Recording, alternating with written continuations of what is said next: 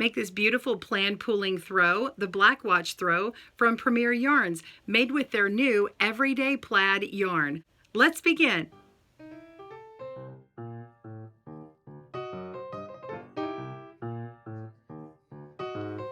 Plaid pooling is all the rage to make a beautiful plaid from a variegated yarn. Hi, I'm Kristen Mangus with GoodKnitKisses, and I'm really excited to present to you Premier Yarn's new plaid pooling yarn. This is Everyday Plaid, and we are working with 4 colors in here in a variegated yarn that change beautifully to have beautiful new designs. There's all kinds of new colors, so you're going to want to click on the link to get yours. Today I'll be working on the Blackwatch throw in the navy green plaid, as well as a crochet hook, an I9 5.5 millimeter. And you'll also need scissors and a tapestry needle. To download your pattern, be sure and click on that link in the description. Premier Everyday Plaid has some general notes and tips you should know before you start for a successful plaid pulling project. Rather than calling for an exact gauge and specific number of stitches, this pattern adjusts to your own gauge to make plaid pulling easier to start. You don't need to go up or down on the hook size, and you don't need to change the stitch type to get the colors in the right place. The colors should shift 1 stitch each row, either forward or back, to get the pulling effect. To be successful, the most important thing is to have consistent gauge throughout the pattern. Now you can achieve that, but letting your tension loosen or tighten mid-project will cause the pulling pattern to change. So I recommend having a project to the side using the same linen stitch pattern we'll use in a solid color so that you can work out your tension before you begin. Whether you've had a stressful day or a super relaxing day, you can work out your normal gauge and your normal tension, and then you can put it down after a few rows and start on your plaid pooling project. All right, let's dive into the foundation chain and more tips along the way. Your Blackwatch throw is going to be approximately 42 inches by 56 inches, and that depends on your personal gauge. And we've got 2 balls of plaid that you need. I'm working with navy green plaid, so you'll need 2 balls of that. And you're also going to need 8 balls of a solid color that goes down below and above to surround your plaid. I'm going to use color mist so that you can see it in this gray color, but you'll want navy if you want to match these colors and the pattern. Let's look at this foundation chain. You can see how it's longer than my actual crochet work, and that's because we need to work through this color sequencing. So you can see this foundation chain works through 4 different colors. We've got black, blue, green, and gray. We're going to do that here in a second, but I want you to see that it clearly changes black, blue, green, gray, and then it changes again to black, blue, green, gray, and it keeps going. So you're going to want to go through 6 of these sequences. So when I tell you in a second to go through that, you'll know what I mean.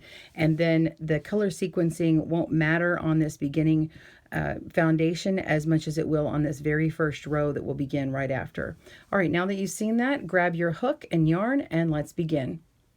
As you can see, I've shown a color change here in front of you with the black, blue, gray, and green, and then back to black again. So I want to pick out my clear color change, and again, I say that it goes from the gray to the black.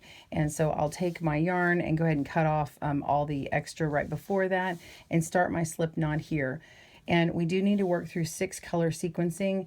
I like to start with, when I count, with my black. And so if you will go ahead and pull out all your strands enough for a full sequence of 6, when you get to the 7th black one, you can actually put a little safety in here by putting a slip knot right in the middle of your strand, and then when you get to that point, you'll know that you've gotten far enough. So you're going to go through the sequencing until you get to the 7th one where the black is coming through. So you finish all of the gray, and then that last loop on your hook is going to be this black, and we will begin. So let's start our slip knot. Make it however is easiest for you. And when I chain, I like to chain just one at a time on this particular one because the gauge, your own particular gauge and consistent one, is so important. I just pull through 1 stitch at a time, and I can go relatively fast that way instead of, let's say for instance I chain and then keep holding my thumb in place and then go through like this. I've found in the past that sometimes I get either way too loose here, and then it might be tight up here. So I would rather just pull through one at a time. Go ahead and pause your video, make all your chains, and I'll meet you back up soon. All right, I'm pulling through where my color change is for the last time, and we're going to work into, for row 1, the 3rd chain from the hook. So don't count what's on the hook. We're going to count down 1, 2, 3. We're going to single crochet, so insert in through that chain, pull up a stitch, get your single crochet by yarning over and pulling through 2. Now we're going to chain 1, and then we'll skip 1 chain and go into the next chain and single crochet and chain 1. So you'll continue that sequence by skip 1 chain, single crochet into the next chain, and chain 1. Okay, you're going to go through the foundation and repeat this color change until it's got 6 complete color changes, and when you reach the 7th part you stop, and I'll meet you back up. So be sure you're being really consistent on here. Don't pull too tightly, more than you would for a normal project, and you'll get your color sequencing right. I'll meet you back at the end of that and go on with the rest of the row. See you soon. I'm coming to the end of row 1 until we've repeated our color change 6 times. And when you pull up that last color change, you can see right here where I've already got the next color coming through. We're going to rip back 2 to 3 stitches until we get to the last single crochet. So take that chain off and insert your hook back in. And now we're just going to turn our work and chain up to start row 2. Chain 1, 2. And now we're going to look at this chain 1 space right here. Okay, so there's our single crochet, and we're going into that chain 1 space and single crochet there. Pull up a stitch, got our single crochet and chain 1. Now you can see that our color has changed. Okay, it is shifted over where the ending of my black is. Okay, I'm going to use the colors that's on mine. If yours is different, obviously you're going to look at whatever you end with here. So the end of this chain down here on the foundation is now shifting over, and I have this turning chain here in the new color. Okay, so we have we've shifted over our black, and now we're going to go into the next chain 1 space and single crochet and chain 1 and continue going down the row until we reach 1 full color sequence here. And then I'm going to pause and show you a technique that's going to help you establish your row 2 really well. So just continue working single crochet, chain 1. And I'm just going to continue talking as I crochet this, and you do too. If you need to, pause your video, use your controls to slow down or speed up as needed. But the unique part about this pattern that keeps us to where we don't have to do any kind of measuring of gauge, where you count how many stitches in an inch and that kind of thing, or change our hook up or down, is it works with your tension. So if you tighten up, you're going to get more stitches in your color sequence. And if you loosen up, you'll get less stitches in your color sequence, which if you go through them and you find that you have not shifted over properly, then you will, your pattern won't show up right. So I'm going to show you how to have a little cheat, and this number sequence is really going to help you establish your row 2 and 3. Row 2 and 3 are the most critical to get your patterning right. All right, so I've come down to the end, and you can see where my new color change is. I'm going to set this down and show you a sequence. So if you look at your foundation, I can see my foundation right down here. It jumps up to our first color, okay? our first color changing. So I can count out how many stitches are in that first color change. Okay, this is a color sequence, the pattern sequence. So I'm going to count how many stitches. So we got 1, 2, I'm just counting single crochet. 1, 2, 3, 4, 5, 6, 7, 8, 9, 10, 11, 12, 13, 14, 15, 16, 17, 18, 19, and 20, and it stops where that gray is, and then the next sequence starts. So if I count this out, it's going to be 20 or 19. So it'd be a give or take a number from the last one over, and so on down the row. Now, if you notice, mine's a little shorter than yours. It's because I'm only doing 3 repeats on mine, so mine's about half the width of yours. So you're going to come over here, and you can actually count out in row 2 and 3 how many is in your sequence. So if I look at this one where the black starts, not where the gray, but where the black starts here, I can count out and see if I'm around 20, give or take 20 or 19. So we're at 1, 2, 3, 4, 5, 6, 7, 8, 9, 10, 11, 12, 13, 14, 15, 16, 17, 18, 19. See, I'm right at 19, and that sequence is there, and I can see that I'm keeping my gauge. I'm keeping my gauge right. Now, you also can see how this row 1 here has a black, and then I'm about to start a black. The row right below it isn't going to be the part where we're looking for the color shifting to change. I'm going to show you on this other sample where you're going to look for this color shifting. It's critical for your row 2 to be correct or start off correctly like this, in order for row 3 to begin to start matching up with row 1. Let me show you what I'm talking about on this bigger sample here. So on this bigger sample, you can see how this black here is not directly down below on the first row. So this is the third row here, and then the first row. They're directly above each other. Okay, they're lined up.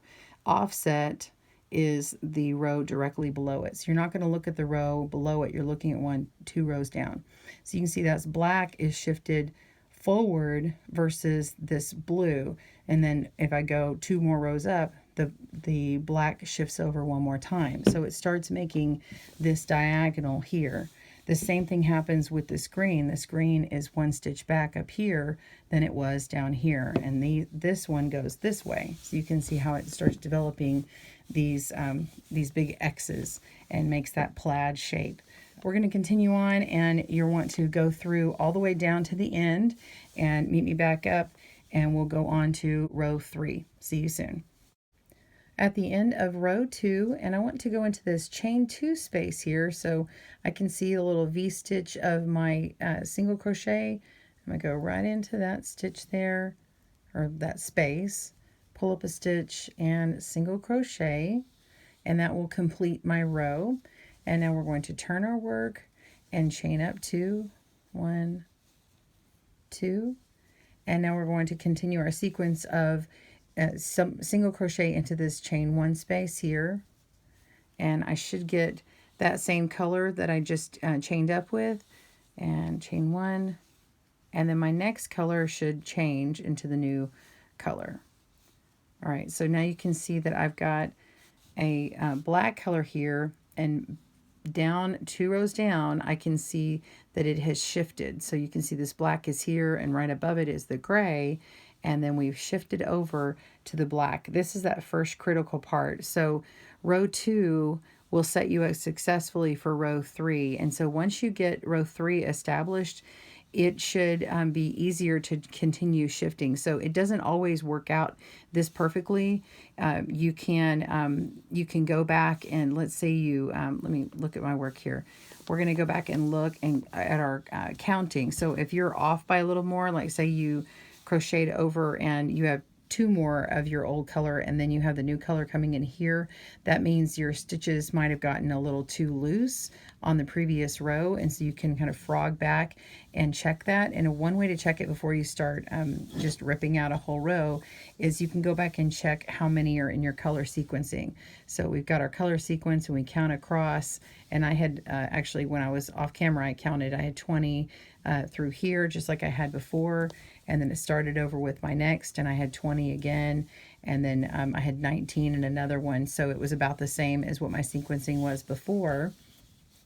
And then when we came up to this next row, it was correct. So say we had to go backwards, we would just pull out our stitches and pull back to where that sequencing was off a little bit and try and either make our tension a little looser or a little tighter, just in that one little spot there, because it may have been that we just got a little loose. So I'm going to continue on with my sequence and finish out my rows. You're going to continue with the same row 3. Repeat that until you have gotten 12 inches. And I'm going to pull out my sample here and show you what it's going to look like.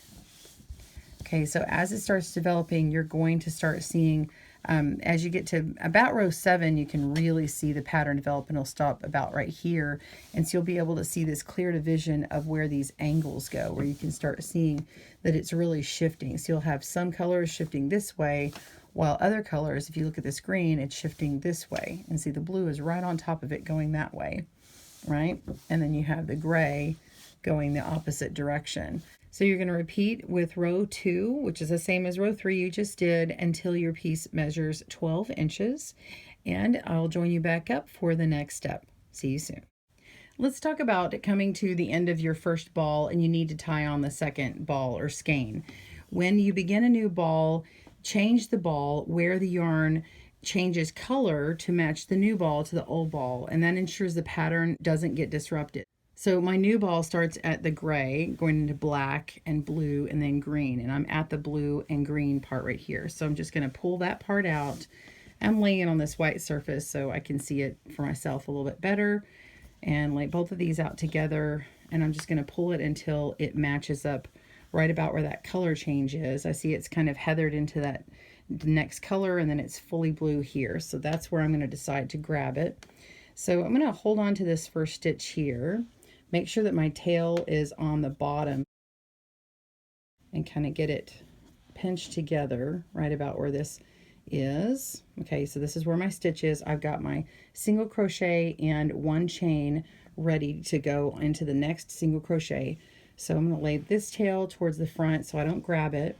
And I've got my new ball up top because my finger is going to go around like that. And so that way I can grab it as I normally do. And I'm going to hold it again and take this old tail, I'm sorry, this is the beginning tail of the new ball, and I'm just going to kind of put it around in the front like this.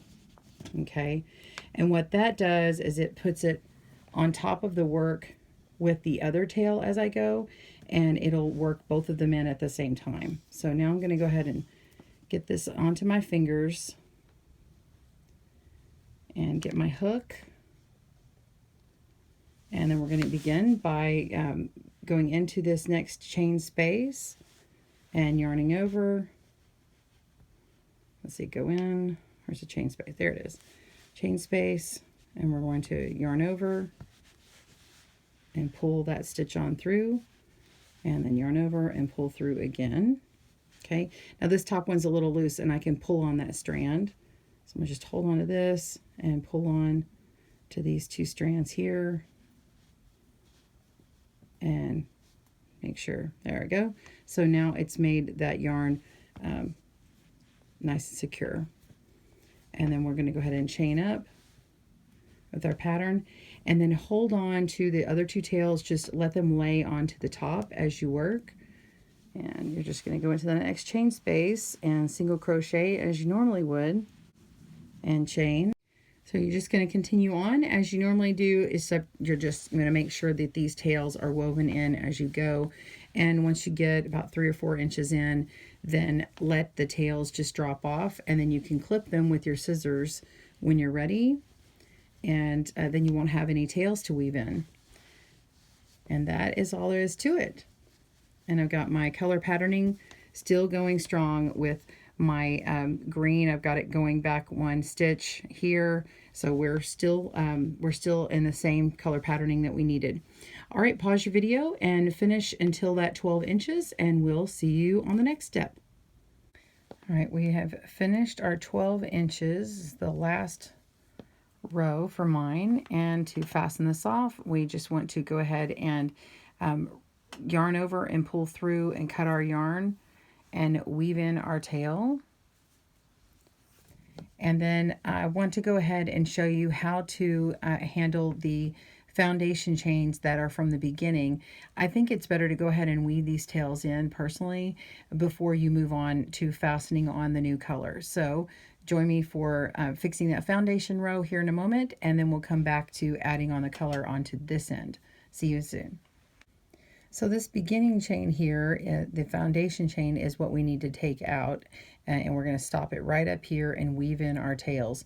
In order to take that out, all you need to do is undo this slip knot. So we're just going to undo this beginning loop, and if you've got a blunt tapestry needle, it might not get in as easy as, say, one that's a little sharper.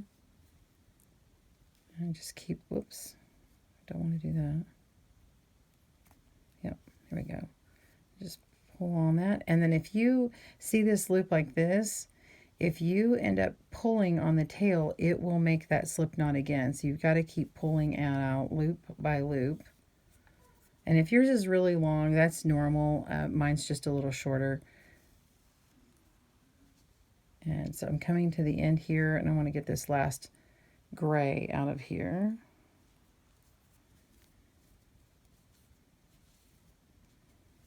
Okay, and then I'm just going to pull on that and tighten it up, and it is ready for us to weave that in. All right, and so you're just going to go in with your tapestry needle. Of course, this is my small sample here. But you're just going with your tapestry needle and pop it in to this last stitch and start following along where the color is that's the same. And then when you get up to the next color change, you can jump up to the next row where that happens. I like to go in underneath these V stitches here in the same color change right here. And then as it starts changing, I can jump up to the next row that has that same color in it. So now that I'm in the gray, I'll jump up to behind these stitches here and follow along until you reach enough length, 3 or 4 inches, and then trim that up, and you're ready to now add on your new color. All right, pause your video and get your new color. I'll see you in a moment. We're ready to join with color B, and we're going to be adding on to this end where we had finished before, measured the 12 inches. And I'm going to show you how to start it without starting with a slip knot, and you can pull through your new color with the new yarn before you finish and weave in the tails, but I like to do it this way.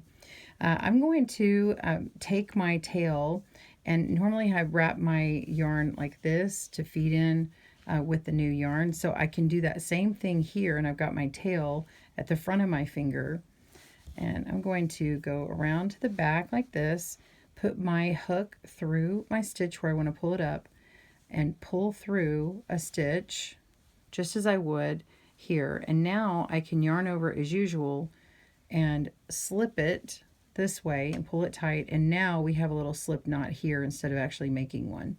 So I'm going to go and turn my work and lay my tail at the top edge, and it's going to get worked in, and go ahead and chain 2, 1, 2, and we can begin with our sequence of going straight into that chain 1 space.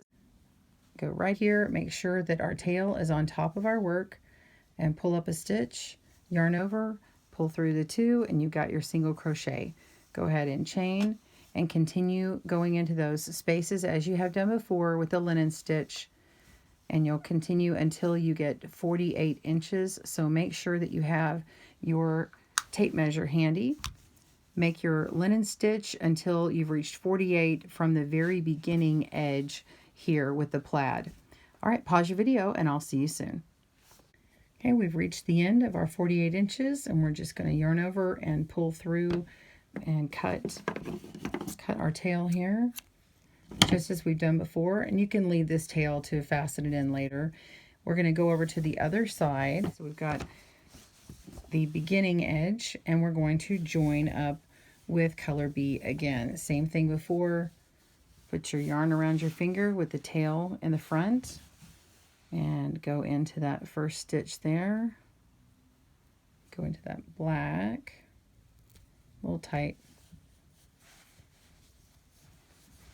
All right, come to the back and pull through, and then yarn over, pull through to get that little slip knot there to begin. And now we can turn our work and chain up. 1, 2, and then start going into that chain 1 space here. Now this chain 1 space is not really a chain 1 space, it's from the beginning edge, so you may need to kind of push your hook in there to get it right. Pull through, single crochet and chain across. And you may not like this tail laying here. You may want to not trap it in and lay it to the back, and then weave the tail in later up here. Okay, so if you didn't like that join before, you can always pop it out on the other side. I'm just going to leave mine out there. So just continue going across until you have reached 56 inches from the beginning gray on the other side. All right, we'll see you soon. All right, we're on the last part. We've got 56 inches, and just go ahead and cut your yarn and pull that on through and weave in your tails. I hope you enjoyed making your Blackwatch throw with the Premier new Everyday Plaid yarn. I think it's gorgeous. I hope you checked out the video before. If you haven't, it is the fringe plaid scarf, and it's only got 1 repeat, so it's going to be a little more simple than this one that you did. So be sure and check that one out, as well as clicking on that link for all the other colors that you can get. On behalf of Premier Yarns and Good Knit Kisses, that's me, we are wishing you happy crochet and happy plan pulling. Bye-bye.